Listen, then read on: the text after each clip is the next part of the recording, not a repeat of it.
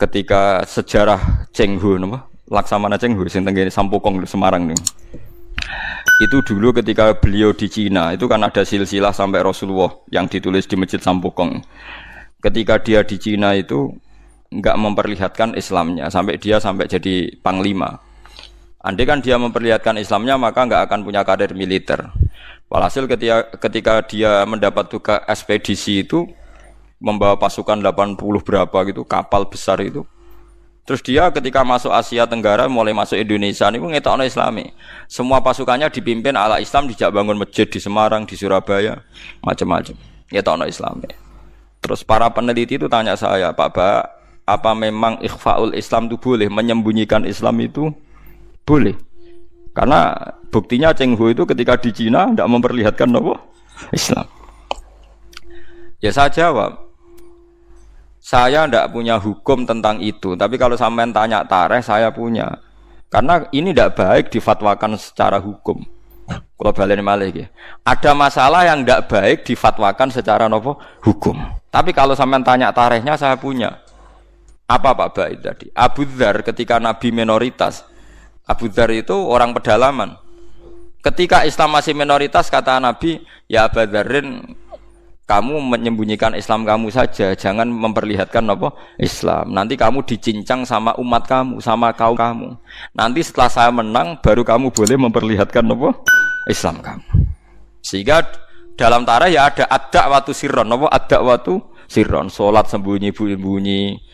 Lah itu hebatnya Rasulullah. Rasulullah sing ahabbul khalqi ila wa tahu ngalami salat sembunyi-sembunyi. Nggih mboten? Nabi Muhammad itu kekasih pangeran nate ngalami sholat sembunyi-sembunyi. Begitu juga awal-awal Islam. Karena sampean saiki takok.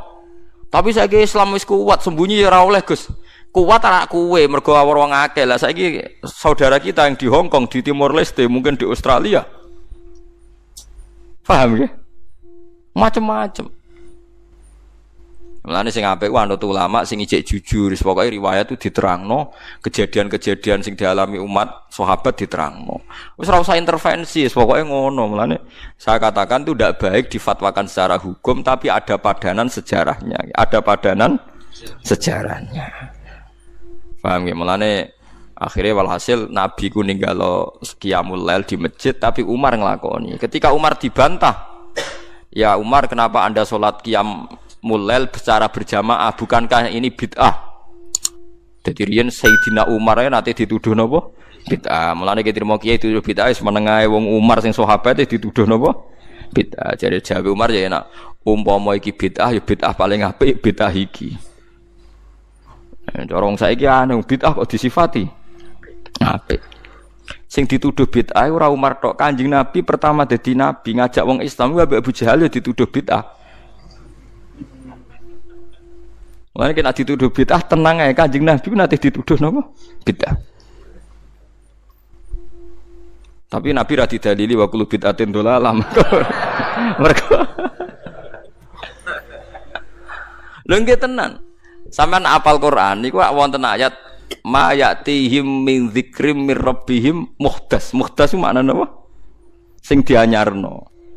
Mulane Kanjeng Nabi ketika dituduh bid'ah terus ngendikane kul ma kuntu bid'am minar rusul. Aku iku ora bid'ah. Dadi Nabi tau dituduh bid'ah sampai diwahyani Allah, "Qul ya Muhammad ma kuntu bid'am minar rusul." Aku iku ora bid'ah. Mergo sing darani bid'ah iku barang anyar. Barang anyar sing ora ana kembarane disebut bid'ah. Lah Nabi dadi nabi ora ana kembarane disebut bid'ah. Umar gawe traweh ora ana kembarane disebut bid'ah. Terus saiki wong rame-rame angger gak ana persis nabi disebut iku sak goblok-goblokan niku sak kalah-kalan. Bid'ah ngeten sampeyan tak terangno. Bukan karena saya orang pesantren mboten. Saya itu lebih hafal banyak hadis timbang sing sithik-sithik nuduh bid'ah. Bid'ah itu begini loh. Bid'ah itu yang mesti dolal, yang mesti sesat. Itu mastadomat syariah yang berhadap-hadapan dengan apa? Syariah. Tapi jika bid'ah itu menguatkan syariat, maka tidak musuhnya syariat tapi bagian dari syariat. Jadi bid'ah yang dolala itu yang istodam itu berhadap-hadapan. Mulane darane Saddam Hussein, Saddam Hussein bapake jenenge iku Saddam. Saddam maknane tukang nyeruduk. Lha iku bapake kasil ketika anake dadi Saddam Hussein itu tukang napa? Nyurda. Wong Arab nak ndarani tukaran Saddam. Istidam manane apa? Benturan sing keras napa? Istidam. Nah, sing darani bid'ah dhalalah iku sing berhadap-hadapan istidam, berhadap-hadapan sama syariat. Nak trimo gesekan utawa saling bersinergi utawa saling menolong itu tidak bid'ah. Nggih dalile gampang begini, ini hadis sahih. Kula boten bela NU ya ora bela Muhammadiyah, ora bela siapa-siapa. Ini cerita ilmu mawon, cerita ilmu. Ndak ada yang saya bela. Sahabat nate, ini hadis sahih. Ada sahabat setelah iktidal. Nggih setelah napa? Iktidal. Sama nak iktidal ngafatno napa? Misalnya Rabbana walakal hamdu terus mil'u samawati wa mil'ul ardi. Enggak mil'u ya bid'ah, Nabi macane mil'ah. Kabeh riwayat tuh Nabi macane mil'ah. Mulane kalau dia anak jenenge mil'ah tasbihah mergo Nabi macane Rabbana lakal hamdu. Hakadha fi jam'i riwayat bi fathil hamzah. Terus jare Imam Nawawi wa jaza raf'ul hamzah ala annaha sifatun. Lah kebetulan kiai Indonesia ku nahwune ku seneng sing gampang dadi Rabbana lakal hamdu mil'u samawati mergo dadi naat ku nerkipe luweh gampang, tapi riwayatnya mil'ah. Berarti nak riwayatnya mil'ah macam mil'u. Beda, ya repot. Itu yang konsensus, yang normal. Tapi ada sahabat bacanya tidak begitu, banter pisan. Rungokno tenan nggih. Alhamdulillah hamdan katsiran thayyiban mubarakan fi. Setelah sholat selesai Nabi itu aqbala biwajhi, Nabi balik kanan terus tanya, "Ayyukum?" Yaqulu hadil kalimah. Siapa tadi yang ngelafatkan kalimat itu? Buat itu sahabat diam semua karena sadar ini kalimat kalimat masalah, ini enggak ajarannya Nabi.